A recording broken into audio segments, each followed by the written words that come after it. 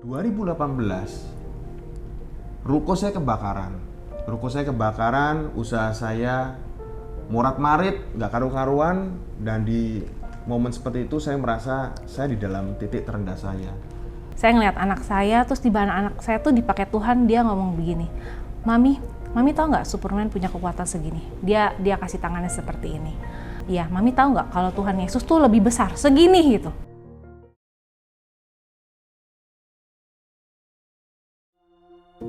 Halo, nama saya Raymond dan saya bersama istri saya Evelyn. Hai. Saya sudah menikah 13 tahun dan kami mempunyai 2 orang anak. Yang pertama 12 tahun dan yang kedua 8 tahun. Keseharian saya adalah bisnis di bagian kuliner. Selama ini Ko Raymond C. Evelyn pelayanan di gereja sebagai apa ya? Saya dan istri melayani di NDC sebagai HCF dan SSD di NLW 3. Oh oke. Senang sekali punya Ko Raymond dan C. Evelyn di Testifier hari ini. Kita masuk aja ya langsung ke Testifiernya dengan pertanyaan pertama ya. Yang pertama, boleh tahu apa yang melatar belakangi kisah hidup Ko Ray dan Ci Eve sampai menemukan Tuhan? Saya lahir di Semarang dan saya dibesarkan oleh keluarga Kristen. Jadi sejak kecil, sejak lahir saya adalah Kristen. Dan saya tumbuh di Semarang. Pada saat itu saya sering dibully. Ya, saya sering dibully dan menjadikan saya seseorang yang mempunyai keinginan dan kemauan untuk merubah hidup saya menjadi lebih kuat sehingga saya tidak mau dibully lagi. Dan dari situ saya menggemari yang namanya seni bela diri, lalu saya suka yang namanya kekerasan, dan saya suka yang namanya okultisme. Dan dari sejak itu saya selalu dibilang bandel sama banyak orang. Nah, pada masuk di 1999, saya pindah ke Jakarta untuk kuliah. Di saat itu saya punya teman kos yang namanya Effendi, dan saya memanggil dia Ko Effendi karena dia lebih tua dari saya. Dan dia nggak pernah yang namanya lelah, ya, capek untuk mengajak saya untuk terus-terusan untuk ikut dia ke gereja bersama dengan dia. Dan dari situ, itulah momen di mana saya bertemu Tuhan secara pribadi, dan itu yang merubah saya sampai dengan detik ini. Saya bertumbuh dalam keluarga yang kurang utuh dan sampai saat ini papa mama saya sudah berpisah. Karena konflik terjadi dalam rumah tangga mereka, itu menyebabkan saya mengalami kerentanan. Dan itu membuat saya sering merasa tertolak. Saya kurang percaya diri dan saya merasa orang tidak mudah menerima saya. Oleh karena itu saya sering merasa sendirian, dan dalam masa kesendirian saya selalu mencari di luar sana. Saya tidak pernah puas karena tidak ada yang bisa mengisi ruang isi hati saya. Sehingga suatu saat di mana momen saya merasa sendirian, saya datang sama Tuhan. Saya bilang sama Tuhan, Tuhan, orang-orang bilang kalau Tuhan itu baik. Saya tahu Tuhan itu baik, tetapi saya mau merasakan kebaikan Tuhan. Saya mau deh nurut sama Tuhan. Saya mau hidup saya digantungkan kepada Tuhan saja. Tuhan, saya mau nurut. Dan sejak itu, pada momen ketika dari hati saya yang paling dalam bertanya seperti itu kepada Tuhan, Tuhan mulai menyatakan kuasanya dan menyatakan dirinya melalui banyak peristiwa dalam kehidupan saya. Iya. Kalau gitu, apa ada kejadian spesifik di mana Ko Ray dan Ci Eve merasa bahwa Tuhan benar-benar ada dalam kehidupan Ko Ray dan Ci Eve? Jadi waktu kita berdua bertemu, kita sebelumnya belum begitu mengenal firman Tuhan, jarang ke gereja, sampai akhirnya kita sering ke gereja dan akhirnya mengenal firman Tuhan. Setiap minggu dibacakan firman sehingga kita mengenal Tuhan itu baik. Dan banyak hal yang kita merasa bahwa Tuhan itu baik dan Tuhan menyatakan kuasanya ketika kami setelah menikah. Saya dan suami tinggal di Jakarta karena kami punya orang tua semuanya ada di luar kota. Sehingga kami setelah menikah kami ngekos. Dan ketika kami ngekos, saya nggak lama hamil. Dan kehamilan saya itu mengalami banyak pendarahan. Sehingga dokter berkata kepada saya supaya saya tuh harus bed rest. Dalam masa itu saya sedih sekali ya, pertama hamil dan pendarahan begitu banyak. Dan pada saat itu waktu saya ngekos, tempat kos saya tidak memperbolehkan kami membawa mobil untuk diparkir. Sehingga saya merasa sedih karena saya kemana-mana harus pakai mobil karena dokter bilang saja sudah harus bed rest. Jadi saya khawatir, dan pada masa kesedihan itu pun ada tekanan lainnya. Sehingga kami berdua bersatu hati berdoa sama Tuhan. Kami menangis waktu itu, saya ingat banget. Jadi saya menyerahkan seluruh masalah ini kepada Tuhan, dan Tuhan memberikan firman-Nya yang menguatkan kami di Mazmur 112 yang perikop mengenai bahagia orang benar. Dan ketika kami mendapatkan firman itu, kami merasa tenang. Lalu terjadilah kejadian seperti ini. Besoknya saya dan istri mendapatkan kabar kalau om saya masuk rumah sakit operasi di bagian jantung. Lalu kami berdua pergi ke rumah sakit itu untuk menengok gitu. Nah, di sana terlibat pembicaraan antara saya dengan om saya. Om saya bertanya, "Raymond, kamu tinggal di mana?" gitu. "Oh, saya tinggal di kos di Tanjung Duren," gitu. "Nah, lalu kamu kerja di mana?" "Saya kerja di Pasar Minggu." "Nah, kok jauh banget?" "Iya om, saya lagi sama istri ada rencana untuk cari kontrakan rumah di Pasar Minggu supaya dekat." Nah, lalu om saya berpikir sebentar, lalu dia ngomong seperti ini, "Om punya tempat di Tebet, punya ruko di Tebet pada saat itu. Nah, lalu kalau kamu mau, kamu bisa tinggal di sana." Saya dan istri cuma terdiam pada saat itu, kok kayak jawaban cepet banget sih gitu ya.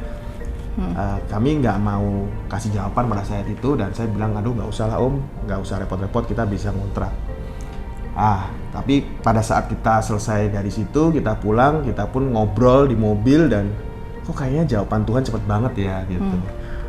Nah, tapi kami nggak mau langsung kayak orang yang aji mumpung gitu ya, langsung kita mau gitu, enggak. Kita cuman bersatu hati lagi dan kita berdoa, "Tuhan, kalau memang ini datang daripada Tuhan, kami cuma minta satu tanda." Nah, itu kita secara spesifik minta bahwa kalau bisa om saya ngejar-ngejar kami untuk kami tinggal di sana. Dan ternyata tanda itu tergenapi bahwa om saya yang ngejar-ngejar kami untuk segera pindah ke sana. Bahkan om saya pun merenovasi rukonya untuk kita bisa tinggal secara proper. Itu yang membuat kami terherannya dan begitu baiknya Tuhan di dalam kehidupan kami gitu. Nggak cuman itu, dan pada saat kami lahiran, anak harus lahir sekalipun dana juga nggak ada, tapi tepat pada waktunya Tuhan berikan dana itu pas, nggak lebih nggak kurang, jadi pas. Dan kita saat itu banyak sekali kita hidup dari mujizat satu ke mujizat yang lain gitu. Dalam kehidupan Kore dan Ciif banyak banget ya mujizat dari Tuhan. Cuman pernah nggak merasa khawatir atau takut akan masa depan? Khawatir dan takut akan masa depan sudah pasti ada. Kita sebagai manusia biasa, kita pasti merasa khawatir. Nah, momentumnya pada saat tahun 2017, di mana usaha saya lagi dalam kondisi yang kurang baik, dan saat itu juga papa juga almarhum meninggal gitu. Yang papa itu menjadi sosok buat saya yang luar biasa. Nah, 2018 ruko saya kebakaran, usaha saya morat-marit, nggak karu-karuan, dan di momen seperti itu saya merasa saya di dalam titik terendah saya. Dan nggak cuman itu, ditambah lagi ada beberapa bisnis yang saya lagi jalanin bersama dengan teman pun, ya saya akhirnya tertipu gitu. Saya merasa bahwa itu adalah titik terendah saya, di mana saya sudah nggak punya lagi namanya uang pada saat itu, bahkan bukan cuma nol, tapi harus minus gitu, karena saya harus berutang sana sini untuk menutupin biaya kehidupan saya. Bahkan anak sekolah saya pun nggak terbayar gitu. Jadi memang benar-benar dalam kondisi yang ada di bawah pada saat itu. Gitu. Iya. Orang mungkin nggak nyangka ya kita ngalamin ini. Mungkin Raymond, Evelyn baik-baik saja gitu ya, tapi saya percaya ya waktu itu Tuhan izinkan ini pasti ada maksud dan rencana. Saya tahu, bagi saya sebagai istri Raymond, saya melihat bahwa dia tuh punya ego dihancurkan. Semua yang dia punya dihancurkan, dia nggak punya pegangan apa-apa untuk ada hal sesuatu yang dibanggakan, dilepaskan gitu. Jadi saya melihat di sini satu sisi saya punya belas kasihan sama suami saya, dan saya merasa bahwa ini adalah cara Tuhan untuk membuat dia berserah penuh pada Tuhan. Jadi ada satu ruang sisi dalam hidupnya, di satu ruang hati dia serahkan kepada Tuhan, dan bagi saya itu suatu kemenangan ya. Karena saya percaya banget kalau Tuhan itu yang pelihara hidup kita. Ketika kita mengandalkan sesuatu yang dunia boleh lihat dan dunia boleh nilai itu berharga, tetapi bagi saya itu yang berharga adalah ketika kita menaruh harapan kita kepada Tuhan, dan itu benar-benar pasti Tuhan tahu yang terbaik. Karena Tuhan tuh tahu masa depan. Tuhan tahu yang terbaik buat kita. Jadi selama ini saya percaya bahwa dalam menjalani proses, kita harus percaya bahwa Tuhan akan selalu memberikan kebaikan. Apapun itu caranya, apapun itu masalahnya, apapun itu tantangannya. Ya, dalam kondisi seperti itu, di mana saya sudah nggak punya apa-apa, ya pegangan hidup saya ya cuman Tuhan pada saat itu. Saya cuma bisa mengandalkan Tuhan, dan yang mensupport saya cuman keluarga. Oke. Boleh tahu nggak apa yang menjadi kekuatan dan dorongan Kore dan Ciif untuk tetap melayani Tuhan, untuk setia melayani?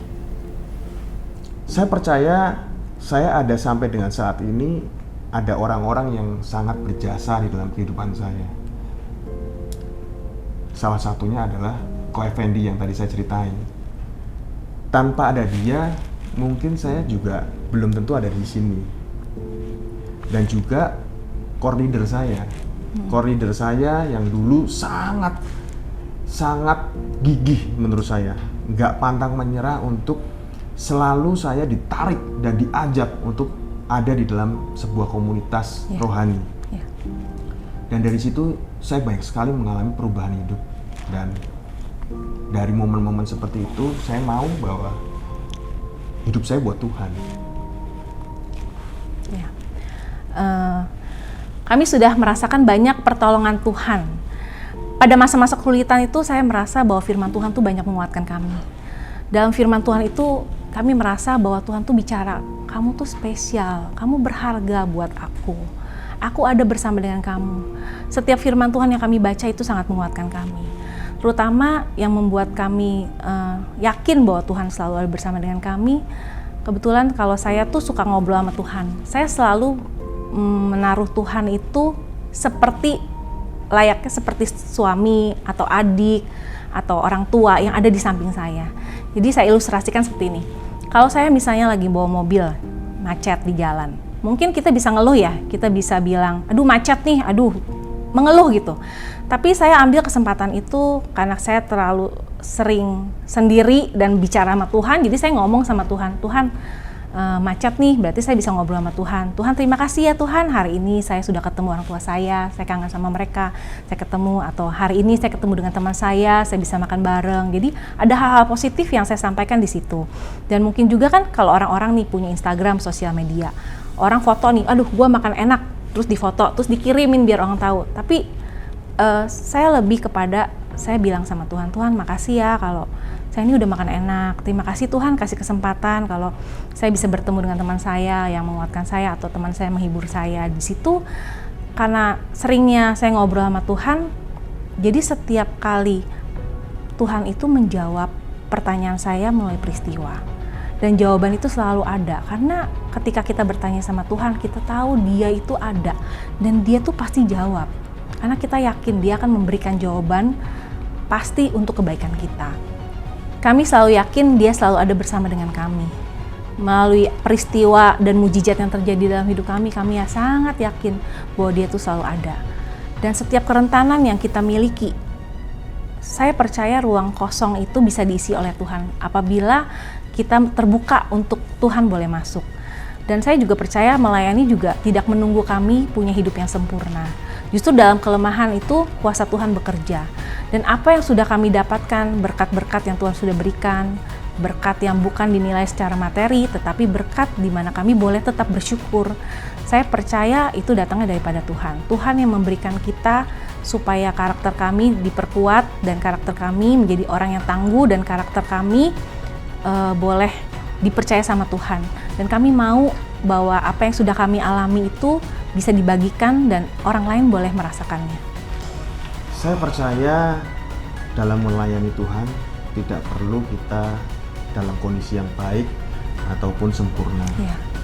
Tapi saya percaya kalau Tuhan bisa pakai saya dalam kondisi saya yang kurang baik dan tidak sempurna, saya juga percaya Tuhan bisa pakai siapapun di dalam segala situasi dan kondisi.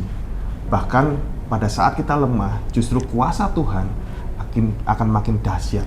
Oke, tadi kan Kore Chief bilang mungkin bisa merasa khawatir, tetapi percaya Tuhan ada di dalam kehidupan Kore dan Chief.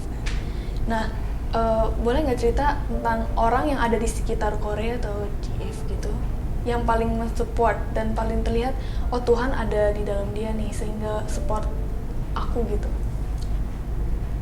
Ya, saya yang jawab kali ya. Jadi pada saat saya mengalami hal-hal yang kurang mengenakan ya secara bahasa Alkitabnya di lembah kekelaman lah ya.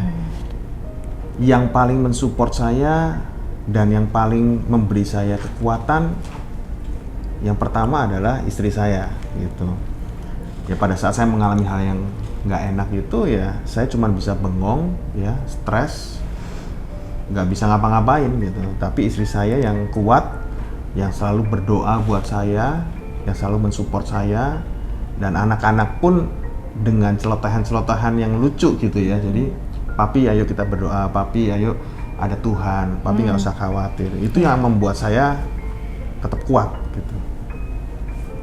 Paling itu ya. Keluarga sih. Keluarga ya. Kebetulan saya percaya kalau kita dipakai Tuhan berarti anak-anak kita juga dipelihara ya.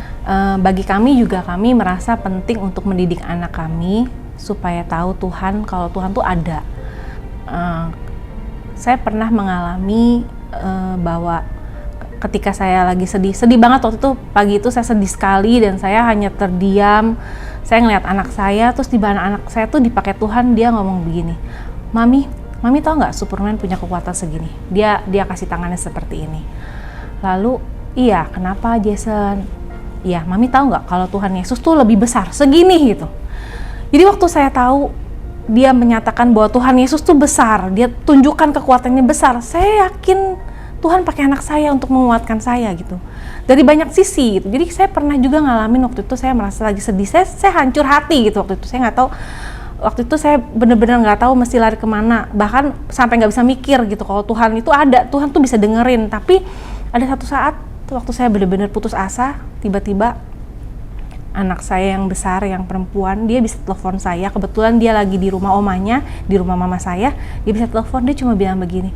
Mama saya bilang gini, Van, ini anakmu Jessica nyariin kamu terus gitu. Kenapa Ma, kenapa? Ini anaknya mau ngomong gitu. Waktu itu dia cuma baru umur 2 tahun lebih gitu ya. Dia bisa bilang begini, Mami, Jessi kangen sama Mami, Jessi sayang Mami. Cuma ngomong itu doang gitu. Jadi saya ngerasa kalau Tuhan itu bicara lewat keluarga, mengasihi kita lewat orang-orang sekitar kita, dan kami merasa orang-orang sekitar kita yang bisa menguatkan kita. Saya juga punya orang tua yang sangat mendukung saya, dan saya akan hargai mereka, orang-orang yang benar-benar ada sekeliling saya, walaupun mungkin orang lain bilang mungkin keluarga saya menyebalkan atau suami saya menyebalkan, pasangan saya menyebalkan, tapi saya percaya Tuhan bisa pakai mereka. Justru lewat mereka kita bisa dikuatkan. Mungkin lewat mereka kita diajarkan supaya kita punya karakter lebih baik. Mungkin orang itu menyebalkan keluarga, tapi keluarga itu selalu ada. Keluarga itu nggak pernah bisa digantikan dengan apapun. Jadi kami belajar ya, kalau keluarga itu kita harus mengusahakan,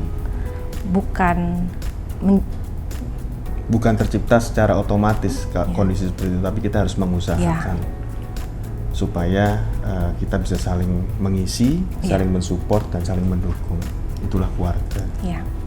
Berkat bagi kami bukan masalah harta benda, jabatan, apa yang kami punya saja, tetapi berkat buat kami adalah sesuatu yang juga tidak bisa terukur dari segi uang. Berkat itu berarti ketika kita ada masalah, kita diajar Tuhan untuk tetap bersyukur. Berkat di mana kami secara pribadi dilatih dengan masalah dan diajar untuk merespon yang baik, benar, walau hati nggak enak rasanya. Tapi Tuhan mengerti kami di setiap apa yang kami rasa, karena selalu ada penghiburan dan kekuatan saat menjalaninya. Bisa mengampuni, itu berkat. Dan ketika suami saya, anak-anak dengan masalah menjalani proses dan menerima didikan dan akhirnya belajar dari masalah tersebut dan tetap bersyukur, bagi saya itu berkat. Ya, rencana Tuhan tidak terselami dan tidak kita ketahui. Tapi satu hal di dalam Roma 8 ayat 28 dikatakan, sekarang kami tahu bahwa Allah turut bekerja dalam segala sesuatu untuk mendatangkan kebaikan bagi mereka yang mengasihinya. Dan itu berarti bahwa ketika sekarang kita nggak tahu, tapi suatu saat kita akan tahu bahwa Allah turut bekerja di dalam segala sesuatu untuk mendatangkan kebaikan bagi kehidupan kami. Kami tetap percaya apapun yang terjadi, situasi boleh nggak enak, tapi kami tetap percaya bahwa Tuhan yang pegang kendali kehidupan kami. Yes. Mengalami Tuhan itu berkat. Yes. This is our story. What yours?